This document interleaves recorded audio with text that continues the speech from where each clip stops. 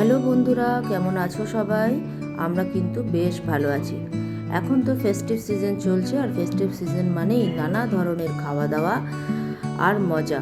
আর ঘরে যদি বাচ্চারা থাকে তাহলে তো আর কথাই নেই, তাদের স্বাদ পূরণ করতে করতেই তো বেলা শেষ। তো জ্যাসলিনের স্বাদ হয়েছে আজ সে পিৎজা খাবে। বাইরের পিৎজা আনিয়ে খাওয়ানো যেমন আনহেলদি, তেমনি এক গাদা টাকা খরচা। তার থেকে দুটো পিৎজা ব্রেড এনে নিয়েছিলাম, আর এনে নিয়েছিলাম একটু মজিলারা চিজ। এবারে ভেজ পিৎজা আমি বানিয়ে দেব। কেটে রেখেছি ক্যাপসিকাম, টমেটো এবং পেঁয়াজ। আর এই যে দিয়ে দিচ্ছি পিৎজার সস, এটাও যদিও কেনা, ঘরে বানানো নয়। তো প্রথমে রুটিটাকে একটা তাওয়ার মধ্যে দুটো সাইডই ভালো করে সেঁকে নিতে হবে। তারপরে দিয়ে দিচ্ছি এই পিৎজা সস, চারিদিকে বেশি করে ছড়িয়ে দেবেন। খুবই সহজ বানানো এবং বাচ্চাদের জন্য যথেষ্ট হেলদি, বাইরের থেকে অনেকটা টাকা খরচা কম। আপনি যেই টাকায় বাইরে থেকে পিৎজা অর্ডার করবেন, সেই টাকায় আপনি অনেকগুলো পিৎজা বাড়িতে বানিয়ে সবার স্বাদ পূরণ করতে পারবেন। এই যে টপিং দিয়ে দিয়েছি, একটু একটু সবজি লাগিয়ে বাচ্চাদের সবজি খাওয়াটাও হয়, না হলে তারা তো এই ধরনের সবজি খেতেই চায় না, তাই না? তো দেখো, এইগুলো দিয়ে দিয়েছি।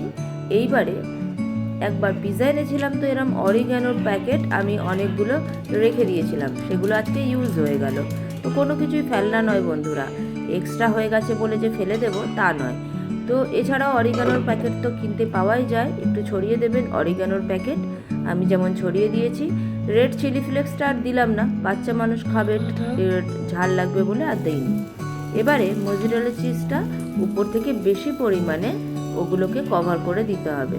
তো পুরোটাকে ভালো মতো করে আমি কভার করে দিয়েছিলাম, দিয়ে আর ওই ঢাকনাটা দিয়ে ঢেকে রাখবো, যাতে সবজিগুলো সামান্য একটু নরম হলেই আর চিজটা গলে গেলেই তৈরি আপনার ঘরে বানানো খুব সুন্দর স্বাদের পিৎজা।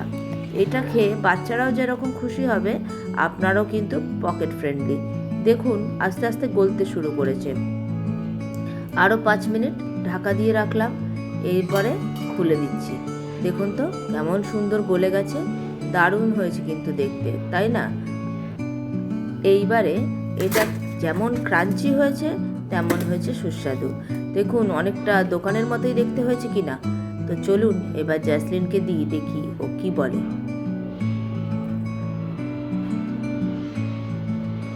কেমন হয়েছে আপনারা কিন্তু অবশ্যই জানাবেন। চলুন জ্যাসলিনকে দিচ্ছি, দেখি। অনেক অধীর আগ্রহে বেচারা ওয়েট করছিল কখন পাবে, দেখে খুব খুশি হয়েছে। ঠিক আছে, ভীষণ খুশি পিৎজা পেয়ে। আর খেয়ে কি বললো,